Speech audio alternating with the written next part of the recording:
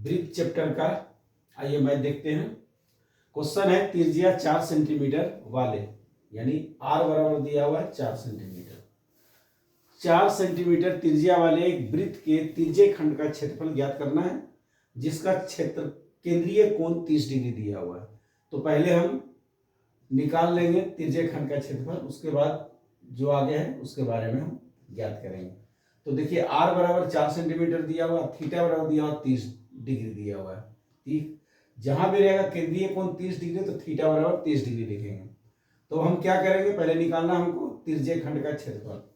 तो देखिए एक सूत्र है तिर्यक खंड का क्षेत्रफल का सूत्र है, जिसे आप लोगों को ध्यान में रखना है।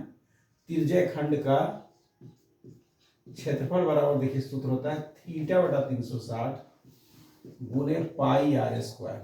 इसको याद रखना है। यहाँ पाई का मान भी दर्शा दिया है, पाई का मान दिया हुआ 3.14, यहाँ पाई का मान भी दिया हुआ है।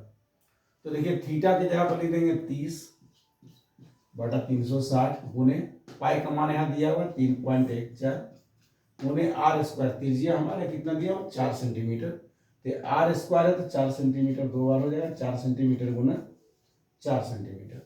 तो देखिए 0 0 कट गया, ये 3 से कट गया 12 बार में, अब ये 4 से कट जाएगा 3 बार में, अब नहीं कटेगा। अब हम सबको गुना कर देंगे। तो गुना में क्या क्या है 3.14 बचा ऊपर में, 3.14 गुने 4 बटा यहाँ नीचे 3 सेंटीमीटर स्क्वायर। अब देखिए 3.14 को 4 से गुना कर देंगे तो क्या हो जाएगा 4 4 16 के 6 बाकी 1, 4 को एक बार पढ़ेंगे, 4 का 4 1 5 पॉइंट है, पॉइंट दे देंगे, 4 दिया 12, यानी हो गया 12.56।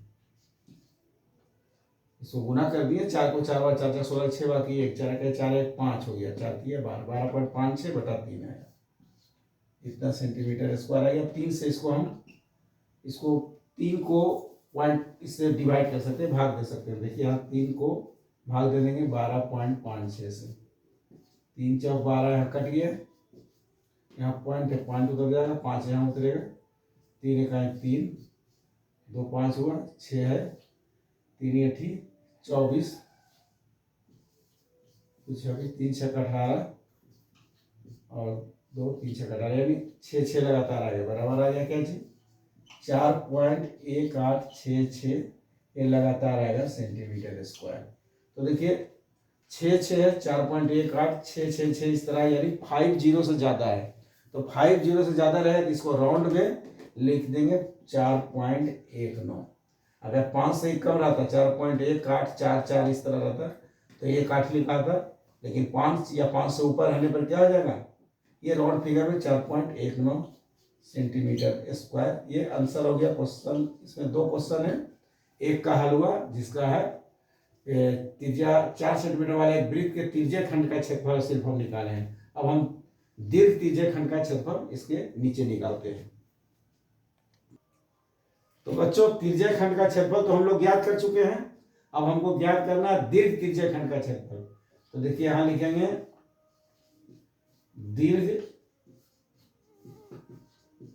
तिर्यक खंड में, देखिए दीर्घ तिर्यक खंड में, जैसे ये तिर्यक खंड का यहाँ दिया हुआ है केंद्रीय कोण 30 डिग्री है, तो इसका केंद्रीय कोण कितना होगा, तो दीर्घ तिर्यक खंड में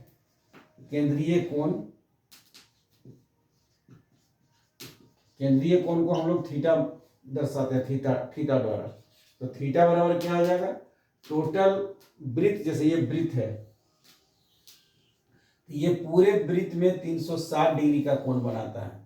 तो 360 डिग्री में 30 डिग्री है तिर्यक खंड का, माने यहाँ पर कोण जो बना है 30 डिग्री का, यहाँ पर कोण जो बना है इस वक्त आधा तिर्यक खंड का, इसमें 30 डिग्री का कोण बना है यहाँ पर।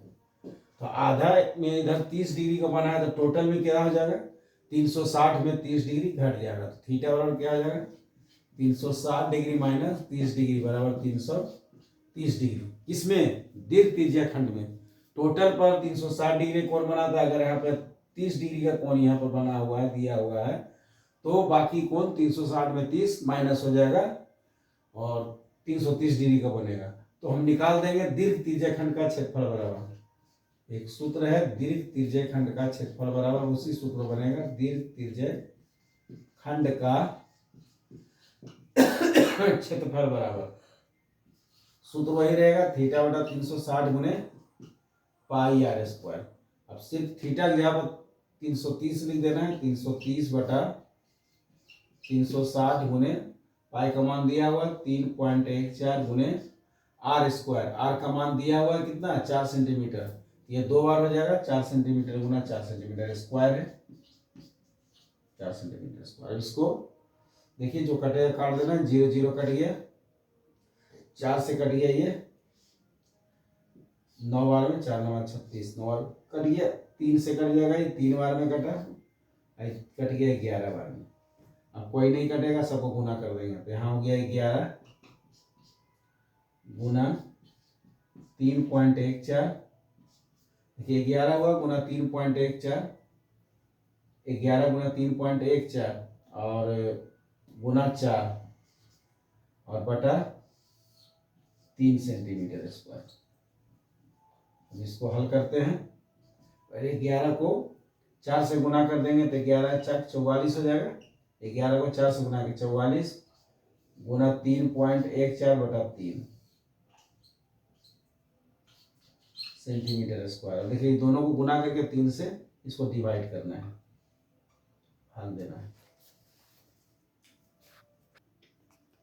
तो देखिए यहाँ हो गया 11 गुना 3.14 गुना 4 बचा, बटा नीचे में 3 बच गया, यानी बटा 3 बच गया। तो 11 को 4 से गुना कर दिए, 44 आया गुने 3.14 बटा 3। अब 44 को 3.14 से मल्टीप्लाई किया गया, गुना किया गया तो 138.16 आया। ये पॉइंट दिया हुआ 138.16 बटा 3 से इसको भाग दिया गया तो 46.0533 इस तरह से आ रहा है सेंटीमीटर स्क्वायर।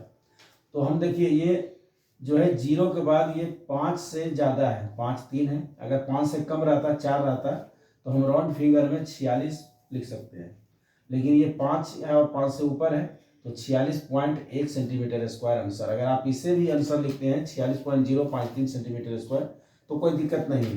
तो 46.1 सेंटीमीटर स्क्वायर ये आंसर हो गया।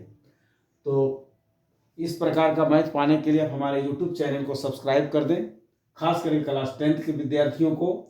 और अगर आपको आसानी से इसे समझ में आ गया हो तो हमारे वीडियो को लाइक एवं शेयर कर दें। और अगर समझ में नहीं आया तो कमेंट करके आप जरूर से जरूर लिखें कि हमें समझ में नहीं आया है, तो हम आपके लिए फिर से इस तरह का एक मैथ का वीडियो फिर से लाएंगे।